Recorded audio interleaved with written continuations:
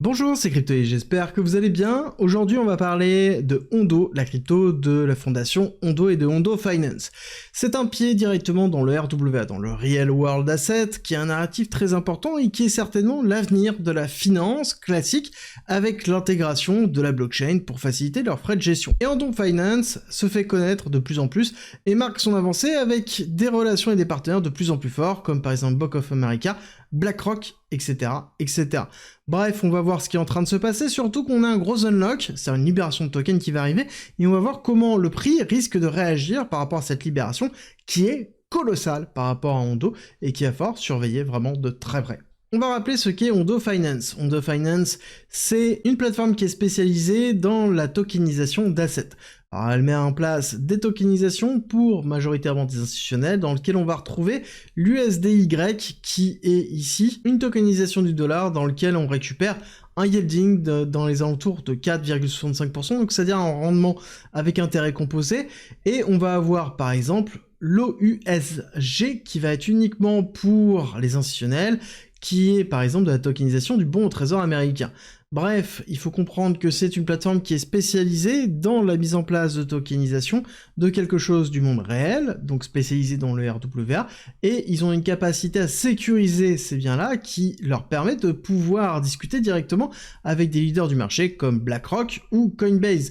Et c'est pour ça que c'est un des protocoles qu'il va falloir suivre vraiment de près. Surtout que il va être à la base, je pense, de certaines stratégies de finance décentralisée et peut-être directement instancié dans des stratégies complexes de la finance traditionnelle, parce que oui, quand on cherche à blockchainiser ou à tokeniser, il est beaucoup plus simple de passer par un acteur qui est déjà utilisé par d'autres acteurs institutionnels et qui a la connaissance du marché. C'est beaucoup plus simple, c'est beaucoup plus stable, et surtout, il y a beaucoup moins de risques de ce côté-là.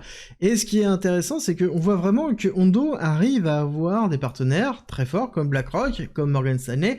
On va avoir même des partenaires forts au niveau d'un point de vue crypto, avec Coinbase, Curve, Injective, qui sont quand même des protocoles qui sont spécialisés notamment dans la finance décentralisée et qui, notamment Coinbase, est un acteur majeur pour la finance traditionnelle qui veulent, par exemple, gérer leur Bitcoin ou tout autre cryptoactif de ce style-là. Donc, on a vraiment une place dominante de Ondo, mais est-ce que ça en fait un projet qui va exploser ? À l'heure actuelle, ils sont spécialisés dans quelque chose. Et est-ce que le token Ondo tire parti de ce qu'ils sont capables de faire ? Malheureusement, pas encore, et voire même pas du tout. Par contre, les produits qui sont proposés par Ondo sont vraiment géniaux à partir du moment où on a la capacité de pouvoir y investir. Imaginez très bien que vous avez très facilement la possibilité, si vous pouvez, si vous êtes qualifié comme étant un acheteur qualifié, investir dans l'OUSG, qui est de la dette américaine, dans lequel vous avez des rendements qui sont payés quasiment tous les jours, et qui est considéré comme étant un des actifs les plus solides du moment. Bref, est-ce que c'est intéressant pour nous, petits acteurs qui jouons dans la crypto-monnaie ? Non, mais il faut comprendre que ça, c'est certainement la finance de demain traditionnelle. D'accord ? C'est le premier pavé de ce côté-là, il va falloir surveiller son évolution. Alors, en parlant d'évolution, il y a quelque chose qu'il va falloir surveiller vraiment de très près, c'est le 18 janvier. 18 janvier, on a une libération de 1,9 milliard de Ondo, d'accord, c'est énorme, ça veut dire plus de 2 milliards de dollars qui vont être libérés. Et oui, quand Ondo s'est lancé, pas toute la supply a été libérée, et ça s'est libéré petit à petit, et là, on a une grosse libération qui pourrait entraîner, en effet, un gros dump. En tout cas, c'est la peur que l'on a systématiquement quand on a ce type de lancement, et il faut voir un petit peu graphiquement ce qui est en train de se passer, qu'est-ce qui pourrait concrètement se passer au niveau de Ondo. Il y a deux choses à savoir. La première, c'est qu'en termes de psychologie d'investisseur, les personnes qui sont rentrées sur Ondo Finance, maintenant, pourront potentiellement ici prendre une partie des profits, mais ont très bien conscience qu'on est au début du RWA, qu'on est au début du bull run et de la alt season, et donc la majeure partie de ces fonds-là vont ici attendre en fait une accélération haussière. Donc la libération, l'un dans l'autre, elle n'est pas si gênante que ça. Et donc une minorité vont vendre, une majorité vont holder, et c'est pour ça qu'on peut considérer qu'il y aura somme toute assez peu d'impact, à part la peur que l'on peut voir en amont de cette libération, peur qui est vraiment présente, on le voit bien, beaucoup de FUD systématiquement, qui donnent justement lieu à des bonnes opportunités d'achat. Où on est dans les alentours des 1$, on se retrouve dans notre deuxième zone ici d'achat, avec une grosse résistance, on voit bien qu'on est en train de retravailler ici cette zone-là qui avait été une grosse zone de support avant d'avoir le dip pour la zone d'accumulation. Et d'ailleurs, si on regarde Hondo, c'est plutôt propre, hein. On a une phase d'accélération, la mise en place d'une accumulation, phase d'accélération, chute. Donc là, ce que l'on va attendre, c'est la fin de la chute, la mise en place de ça, début d'une latérisation qui va peut-être durer 1, 2, 3 semaines avant d'avoir un redépart haussier, un retest et une réaccélération, choses qui seront propices justement à du renforcement sur ce type de crypto. Encore une fois, il faut être patient, je sais que c'est compliqué, mais c'est le nerf de la guerre dans l'investissement.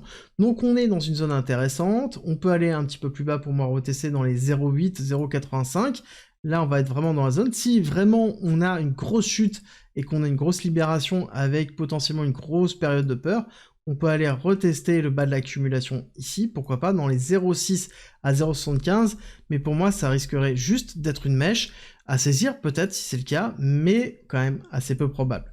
En termes de perspective d'évolution, pour moi, il y a plusieurs choses, et il y a plusieurs façons de pouvoir le valider. La première sera certainement, ici, l'impulsion initiale, dans laquelle on voit qu'on a touché le 1,1, et donc si on va chercher les targets supplémentaires de ce côté-là, en mettant le 1,618 et le 2,618, on va voir qu'on a des targets ici dans les alentours de 3$, 4,3$, et on peut aller chercher, pourquoi pas beaucoup plus haut, dans les alentours des 7$ si jamais on a vraiment un narratif autour du RWA. Si on est beaucoup plus court-termiste, à ce moment-là, on va aller faire une extension de Fibonacci sur l'accélération haussière que l'on a eu là, rétablir par rapport au niveau que l'on pourra avoir d'accumulation, d'accord, sur le point bas qui sera noté. Alors pour l'instant on l'a pas encore, mais ça nous donne une bonne perspective. On va prévoir un petit peu plus bas avec notamment les 1$. On va avoir un objectif 1,1 qui sera dans les alentours de 2,7, 1,618 dans les 3,6, et sinon 5$ pour chercher après potentiellement les 7$. Encore une fois, il va falloir voir la réaction du cours dans cette zone-là. Pour moi, Hondo reste un protocole qui est dans les alentours de FDV de 11 milliards de dollars. On va avoir une market cap qui va doubler avec la libération du token, donc on sera dans les 3 milliards de dollars de market cap avant d'avoir une prochaine libération qui sera encore dans relativement longtemps, donc on aura le temps, et je pense que c'est un protocole qui peut aller chercher les 10, 15, voire peut-être même plus, les 30 milliards de dollars de market cap, donc encore une fois une belle évolution pour Hondo pour aller chercher des targets supérieurs.